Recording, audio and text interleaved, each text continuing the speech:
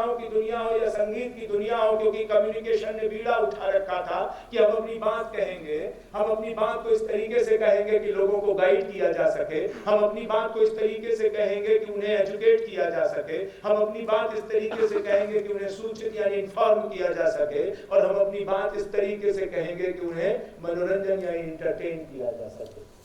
लिहाजा हमारी कलाओं का विकास शुरू होता चला गया, और इन्हीं में से एक कला थी कठपुतली की कला। जो हम नहीं कह पा रहे वो हमारा किरदार कहेगा।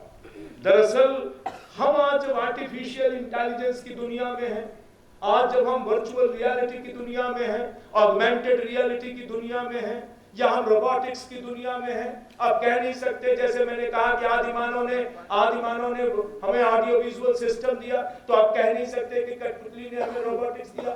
वो रोबोट की तरह आज हम चला रहे हैं अपने रिमोट से, और कठपुतली को हम अपनी उंगलियों से नचाया करते थे। वो हमारा कठपुतली जो था वो लोक कला की रोबोट है, हम उसे जैसा चाहते हैं वैसा नचाते हैं। लेकिन आज रिमोट अगर फेल हो गया तो रोबोट पूरी दुनिया का नाश कर सकता है, लेकिन हमारी कठपुतली हमारे हाथ में होती थी। और आप सोच लीजिए कि किस तरीके से कलाओं के विकास में विज्ञान का भी योगदान हो सकता है। संचार की दुनिया में कठपुतली हमारे पुराने जमाने की रोबोटिक्स का बहुत बड़ा उदाहरण है, और उसे समझना होगा। ये ऑडियो विजुअल सिस्टम के साथ डेवलप की गई हमारी, आप सोचें वो सूत्रधार की कल्पना कैसे आती है, धागा, धार, सूत्र। आप सोचें इन सब चीजों को मिलाकर करें कि आप कैसे काम कर रहे थे। दरअसल आप देखें ना कि फिल्मों में जो एक गाना, आपको बहुत सारे लोग जो पुराने हमारे साथ साथी लोग बैठे हुए हैं उनको पता होगा कि एक गाना लता मंगेशकर ने गाया था, वो कैसे अध्यात्म से जोड़ता है। वो गाना तो था जिसे हमारे बैजंती माला और बलराज साहनी पर फिल्माया गया था। शैलेंद्र का लिखा हुआ ये गीत, जिसे 1957 में कठपुतली फिल्म में लता मंगेशकर ने गाया था। बोल रही कठपुतली डोरी कौन संग बांधी, बोल रही कठपुतली डोरी कौन संग बांधी, सच बतला तू नाचे किसके लिए, मीठी यादें सुंदर सपने खो बैठे थे लोग जिन्हें, उनका ही ये गीत बना के मेरे दिल ने दिया तुम्हें, कठपुतली का खेल ये दुनिया साजन है उस पार, बोल रही कठपुतली डोरी किसके संग बांधी, सच बतला तू नाचे किसके लिए, बावरी कठपुतली डोरी पिया संग बांधी। वो पिया, वो ऊपर, जिसके लिए कबीर कहते हैं कि हमन है इश्क मस्ताना, हमारा यार है हमारे अंदर, हमन को बेकरारी क्या। वो वाली पिया, वो कहते हैं कि बावरी कठपुतली डोरी पिया संग बांधी, मैं नाचूं अपने पिया के लिए। ये जो कठपुतली का भाव लेकर आप देखें ना, बहुत ही बेहतरीन तरीके से पूरा अध्ययन, क्योंकि हमारे पास समय कम रहता है तो हम बहुत सारी बातों को काट छांट कर कहना शुरू कर देते हैं। लिहाजा मैं आपको बताता हूं कि कैसे कठपुतली का संसार बड़ा होता चला गया। मालू साहब यहाँ बैठे राजस्थान के बहुत अच्छे जानकार, लेकिन उनके आगे कुछ भी कहना कठपुतली के बारे में, अंधेरे को सूरज को दिया दिखाना है। और ये बड़ा मैं क्षमा के साथ, क्योंकि मैं कोई विशेषज्ञ नहीं हूं, लेकिन कम्युनिकेशन के कम्युनिकेटर होने के नाते जितना मैं कठपुतली को विस्थापित कर पाता हूं उतना मैं, क्योंकि हम पढ़ाते हैं अपने यहाँ फोक मीडिया को हमने छोड़ा नहीं। आज के मीडिया के बरक्स हम अपने फोक मीडिया को खड़ा करते हैं। ये हमारा मीडिया है, आपके लिए, आप संगीतकारों के लिए, आप कलाकारों के लिए वो फोक आर्ट होगा, हमारे लिए वो फोक मीडिया है। ये जन मीडिया है, ये लोक मीडिया है, जिससे हमने अपनी बातों को कहना शुरू किया था। आज मैं आपके सामने, अभी मैं आपको बताऊंगा कि कैसे हम इस बात को सिद्ध करते हैं कि ये मीडिया है। राजस्थान में इसे हम कठपुतली कह रहे हैं, उड़ीसा में कुंढेई कह रहे हैं, कर्नाटक में बोम्बे यट्टा कह रहे हैं, तमिलनाडु में बोम्मा लट्टा कह रहे हैं, छाया कठपुतली है। तमाम नाम के साथ सबने अपनी बातें कहने के लिए कठपुतली का संसार बड़ा कर लिया।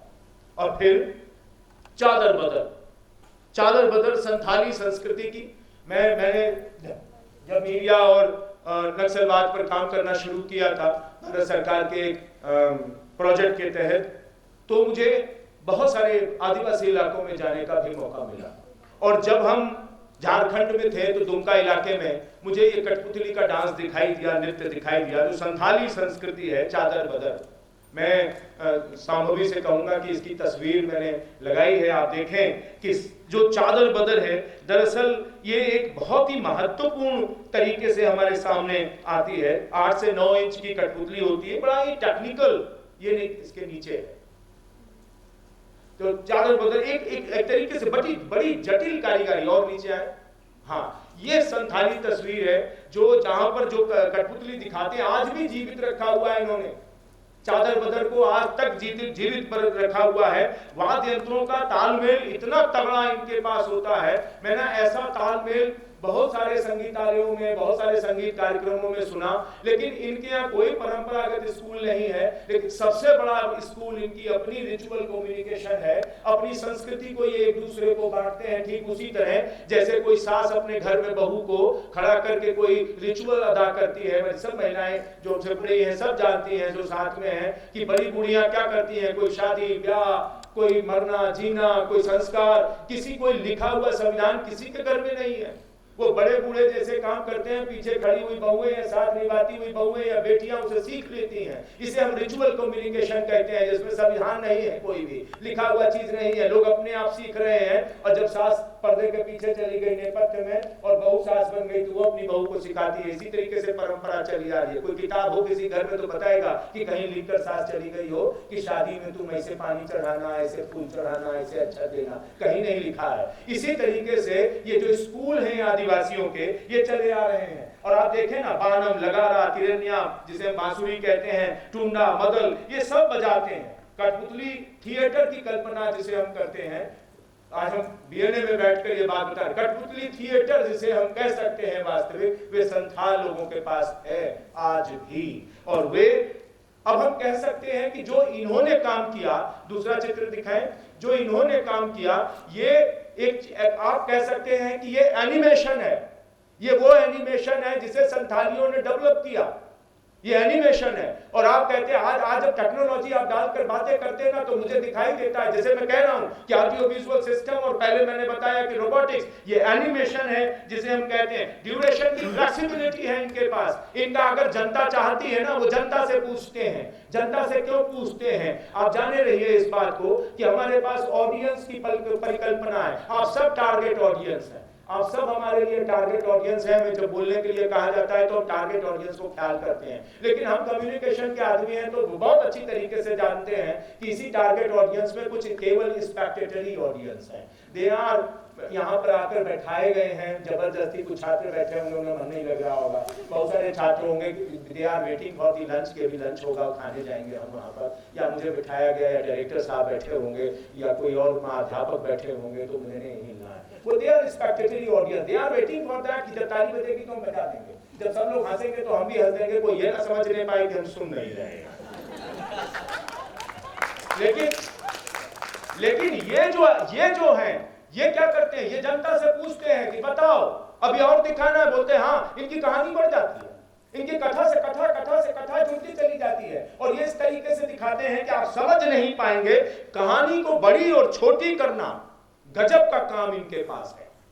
अब जितने स्क्रिप्ट राइटर बनना चाहते हैं, एक बार गुजर के आए तो वहां से और देखें कि कैसे स्क्रिप्टिंग चलती है। वहीं पर स्क्रिप्टिंग होती है, वहीं पर इम्प्रोवाइजेशन होता है, वहीं पर लिखा जाता है सब कुछ जनता के मन माफिक, जनता के मन माफिक। वो उसी तरीके के थिएटर की तरह है जैसे एक विदेशी थिएटर, एक नाटक आया था जिसमें एक जगह पर एक दुकान में एक पुलिस वाला जो है वो क्या करता है कि 5 आदमियों से पूछताछ कर रहा है, क्योंकि इसी जिस बिल्डिंग में दुकान है उसी बिल्डिंग के 5वें माला पर एक बूढ़ी औरत की हत्या हो गई है, और जितने 5 लोग हैं सबके पास हत्या का कारण है। उसमें अखबार वाला भी है, मकान मालिक भी है, दूध वाला भी है, दुकानदार भी है और पुलिस वाला है। सबके ऊपर हत्या का आरोप अपने आप लगता रहता है, दूसरे पर लगाते रहते हैं। आधे समय तक यही नाटक चलता है। पुलिस वाला और लोग एक दूसरे से कहते हैं तुम हत्या कर सकते हो, तुमने हत्या की होगी, तुमने हत्या की होगी, कारण भी गिनाते हैं। और जब मध्यांतर होता है तो अनाउंसमेंट होता है कि भाइयों, आप दर्शकों, आप अपनी जगह से अभी ना हिलें, आपके पास एक पर्ची जा रही है, आप उस पर्ची पर बताएं कि हत्या किसने की है।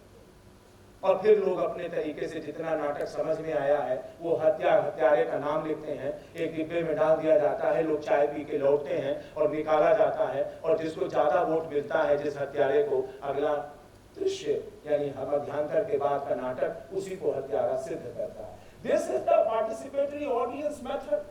हम प्रतिभागी ऑडियंस बनाते हैं इस तरीके से, और यही काम वो करते हैं। ये कहानी को बड़ा छोटा कर देते हैं। और बड़ी अच्छी बात जो महिलाओं को बताना चाहता हूं कि यहाँ महिलाओं के जितने भी किरदार के नाम रखते हैं सब के आगे मोनी लगाते हैं। खुक मोनी, सोना मोनी, लक्ष्मी मोनी। मैंने बहुत जानने की कोशिश किया कि मोनी क्यों लगाते हैं। उन्होंने संथाली भाषा में कोई शब्द का अर्थ बताया, मुझे याद नहीं आ रहा। पुरुषों के नाम सीधे सटे हैं, राम, लक्ष्मण और कृष्ण, लेकिन ये जो नाम है इनके आगे वो मोनी लगाकर काम चलाते हैं। मित्रों, ये मैं जो कह रहा था कि इतनी टेक्नोलॉजी के बीच भी जब हम अपनी कठपुतलियों को बचाने का काम करते हैं, आप देखें ना इनमें संगीत कितना बेहतरीन तरीके से। इसका एक चित्र और है, ये इस तरीके से हाथ में भी चलाते हैं ये एनिमेशन करके।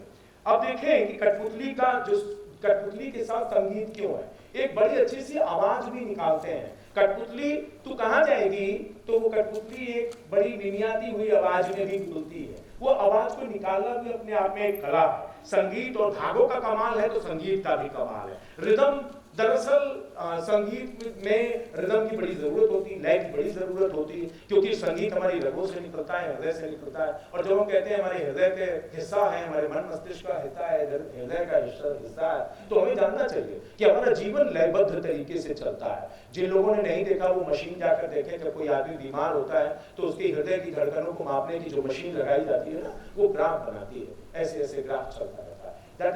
ये दरअसल हमारी लय की धड़कन का जब रक्त भर जाता है ब्लड में, तो उसे लबालब भर गया तो आवाज आती है लब। ये अंग्रेजी का है, लेकिन इलाहाबादी होने के कारण मैं समझाने के लिए इस्तेमाल कर रहा हूँ। वहां पर बायोलॉजी की भाषा में लबालब शब्द नहीं है, लेकिन जब ब्लड भर जाता है तो लब की आवाज आती है, यानी ऊपर के नोड पर चला जाता है ग्राफ।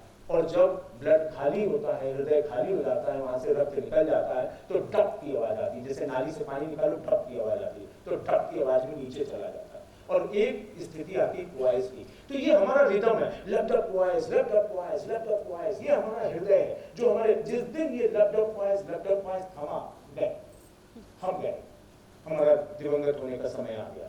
दरअसल यही लय हमारे संगीत में चलती है। हमें लयबद्ध होना पड़ता है जो भी हम प्रस्तुतियां देंगे, और यही लय, जीवन की लय कठपुतली डांसरों ने पकड़ रखा है। वो लय तोड़ते नहीं है, वो गद्य भी आता है उसमें, और इतनी बढ़िया जो गद्यात्मक शैली है, जिसे हमने एक तरीके से कहा जाए नाटकीय